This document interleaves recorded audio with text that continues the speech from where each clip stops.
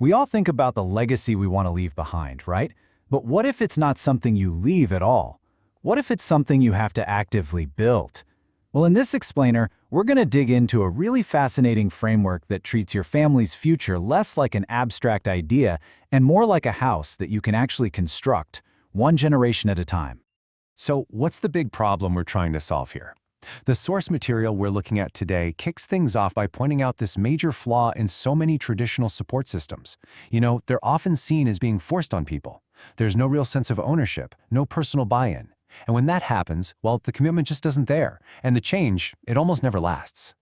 And that leads us to the big question, doesn't it? If all these external programs tend to fail because they lack that personal investment, then how in the world do you create something that lasts? Something that your family feels is truly theirs to build, to grow, and to protect. And here it is. This is where the core idea comes into play. The source suggests we stop thinking about legacy as this thing we just leave behind. Instead, we need to start thinking of it as something we are actively building, just like a house, piece by piece. So why is this whole build, don't leave approach so important? Well, it all starts by admitting that the old one-size-fits-all models, they just aren't cutting it for the real-world complexities of today's families.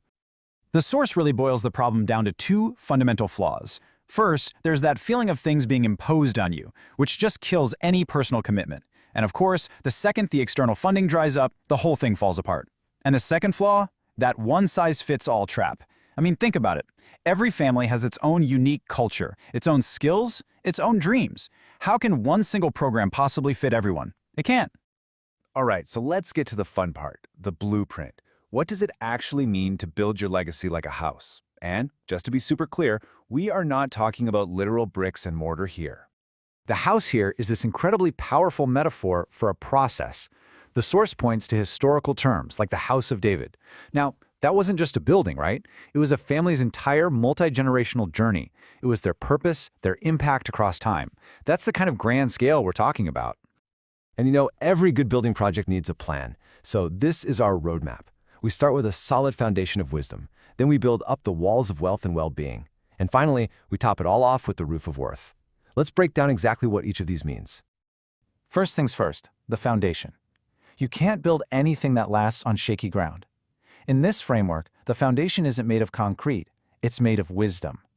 This is the core philosophy that is going to guide every single decision your family makes for generations to come. Okay, so how do you even land on a philosophy you can trust with your family's entire future? The source gives us a really simple but powerful stress test.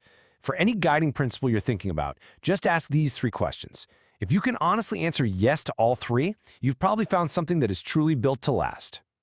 Now, to give you a real-world example of a philosophy that passes this test, the source points to the history of the Jewish nation. It describes this 400-year period of slavery that created a, quote, slave mentality. Then, for 40 years, a totally new kingdom philosophy was introduced. And this is the key. Generations later, that new foundation led to a pretty dramatic transformation. The outcome of this long-term philosophical shift was just profound. The source highlights this one detail to show the sheer scale of the change. Wealth became so abundant that silver was considered as common as stones. I mean, that's a powerful image of what a strong foundation can actually support. So, here's the crucial point. The foundation has to come first. The philosophy you build on top of is what makes everything else even possible.